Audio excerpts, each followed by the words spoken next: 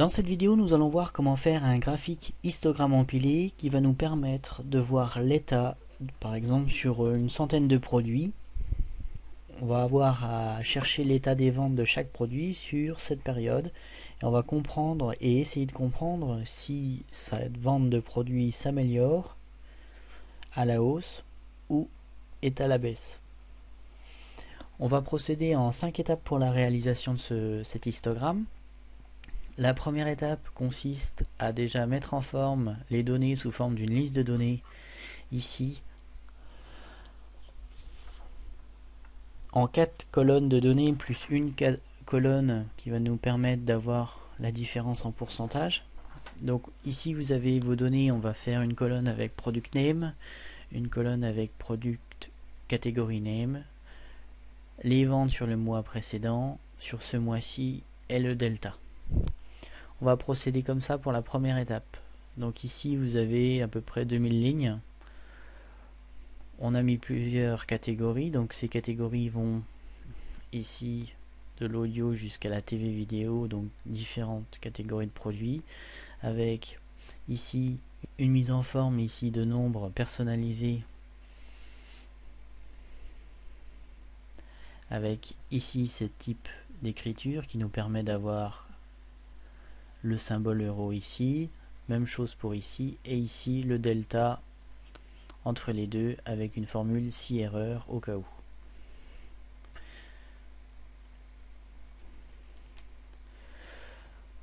Donc une fois que notre liste de données est terminée, la deuxième étape consiste à cumuler dans une partie du tableau par catégorie ici à la hausse ou à la baisse par rapport à notre liste de données que l'on a ici. On va faire tout d'abord utiliser la fonction NBC ensemble avec le critère de notre plage de données. Ici notre plage de données est symbolisée par données dans la partie formule.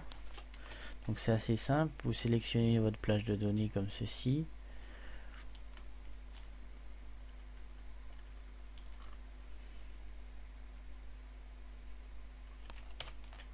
Vous allez dans formule et ici vous la nommez, donc ici données sur l'ensemble de la plage allant de N à R.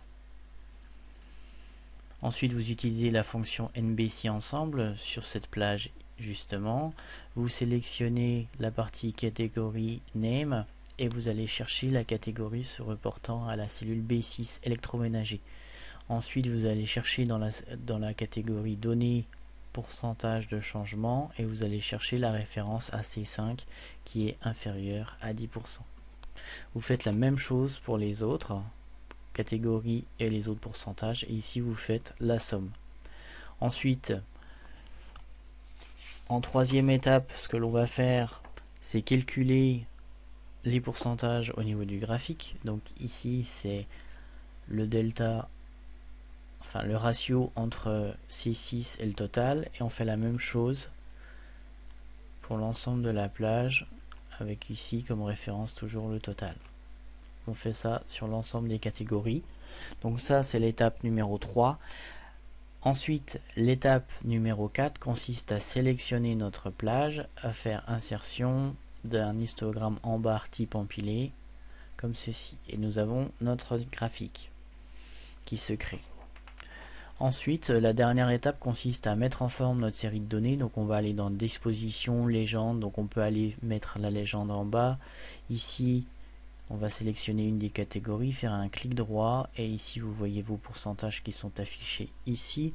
Ce que l'on va faire, c'est s'assurer que ici c'est le premier, ensuite on a celui-ci, ensuite celui-ci et celui-ci. Au niveau de l'étiquette des axes, on peut mettre comme ceci.